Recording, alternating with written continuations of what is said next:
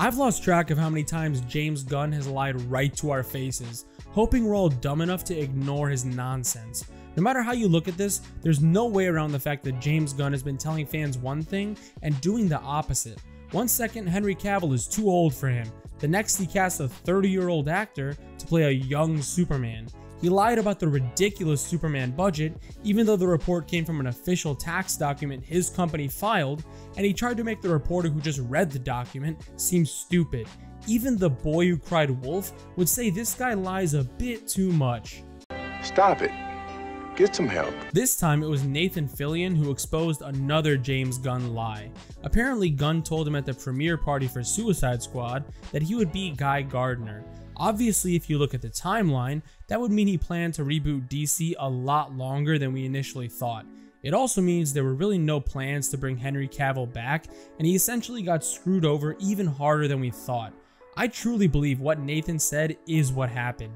There have been a lot of signs over the last few years that Gunn's plan was in motion longer than we thought, so it's not surprising to hear this. James Gunn claimed that actually took place at the Guardians 3 premiere and went on about not wanting to be in charge at the time of Suicide Squad.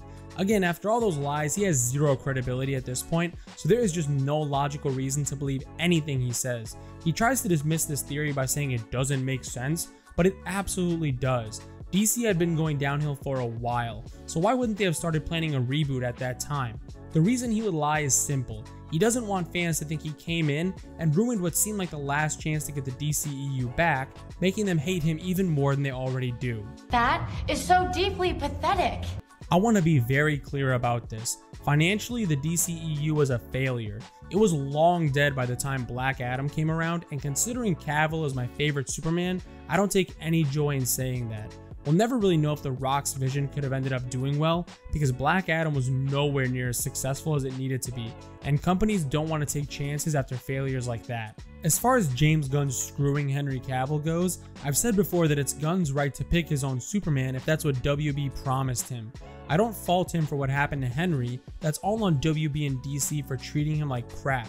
The biggest issue I have with Gunn lying about the timeline here is that it's not something he should be ashamed of.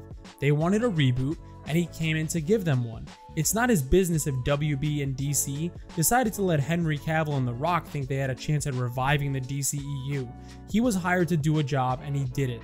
Lying about it just makes him look guilty when in reality, he actually did nothing wrong. What did you just say to me? I know that sounds strange coming from me, but I only criticize someone when they deserve it. My issue with James Gunn has always been his constant need to lie to the fans. As far as how things are run, he has a boss too.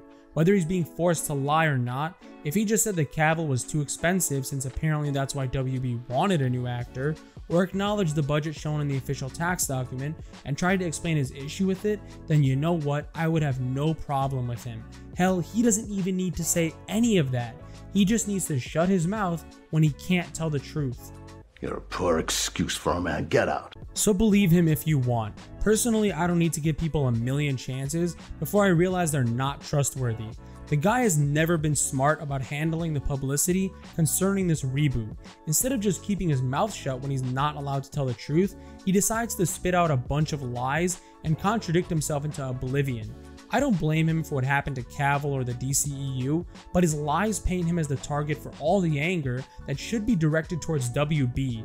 Unless Gunn learns how to stop talking, his credibility with fans is gonna nosedive harder than Disney's stock price.